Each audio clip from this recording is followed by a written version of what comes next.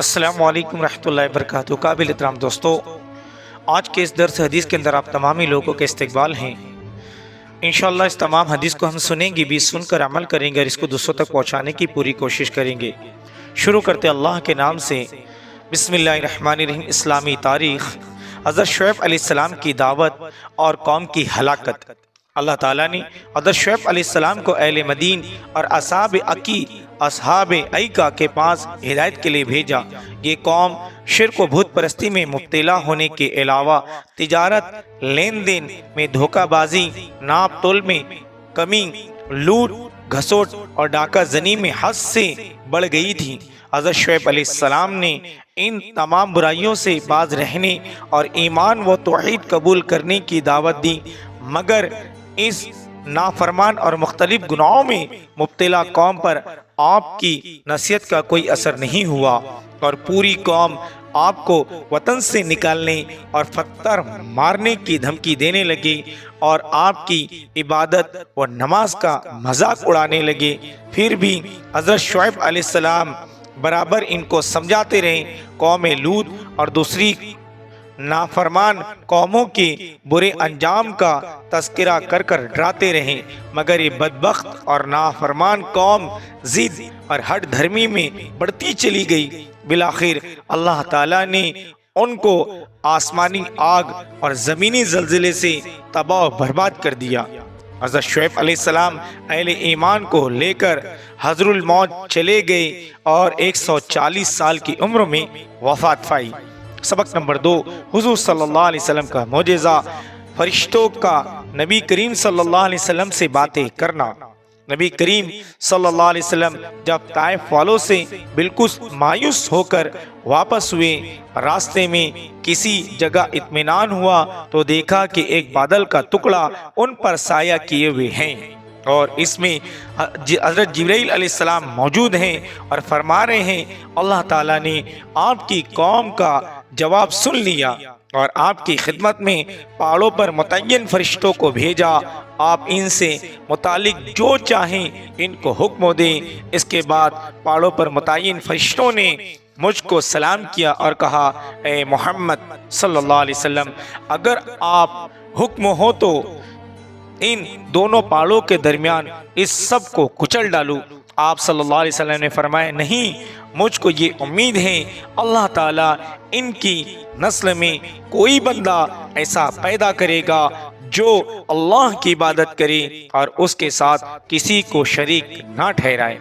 سبق نمبر 3، ایک فرض کے بارے میں مسجد میں جانے کے لیے پاک ہونا۔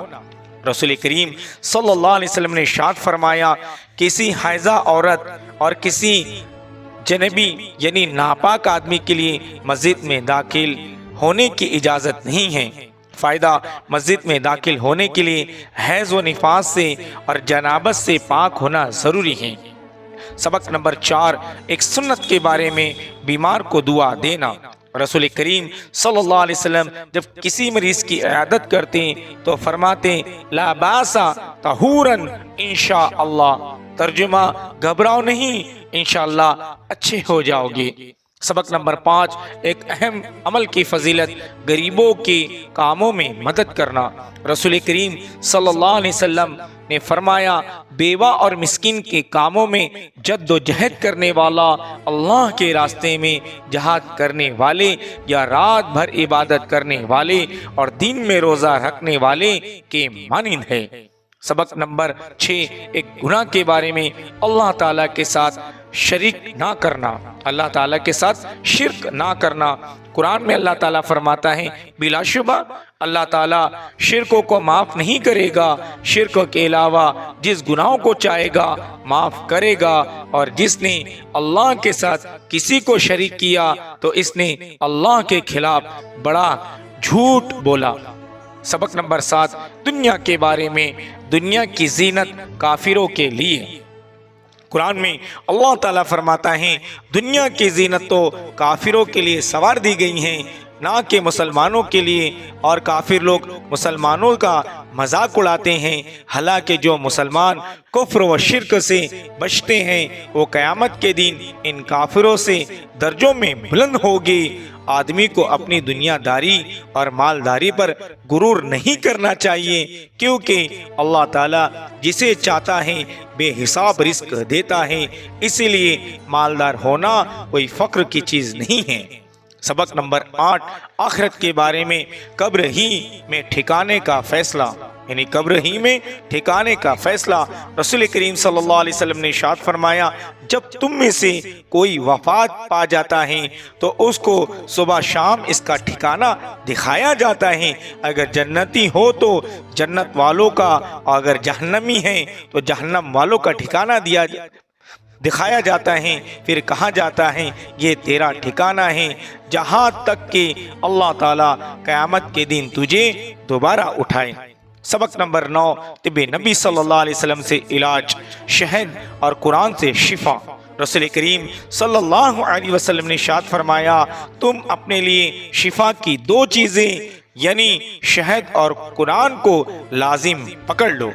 سبق نمبر 10، نبی کریم صلی اللہ علیہ وسلم کی نصیحت، رات میں کثرت سے اللہ کا ذکر کرو۔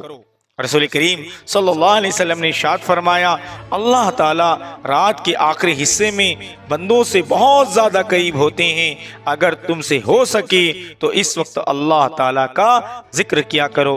اللہ تعالیٰ ہمیں کہنے سننے سے زیادہ عمل کی توفیق عطا فرمائے، ان باتوں پر عمل کرنے کی توفیق عطا فرمائے اور اس کو دوسروں تک پہنچانے کی توفیق عطا فرمائے۔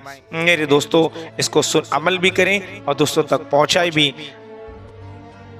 ملتے ہیں ایک نئی ویڈیو کے ساتھ، تب تک اپنا خیال رکھیں، نمازوں کی پابندی کے ساتھ۔ السلام علیکم ورحمۃ اللہ وبرکاتہ۔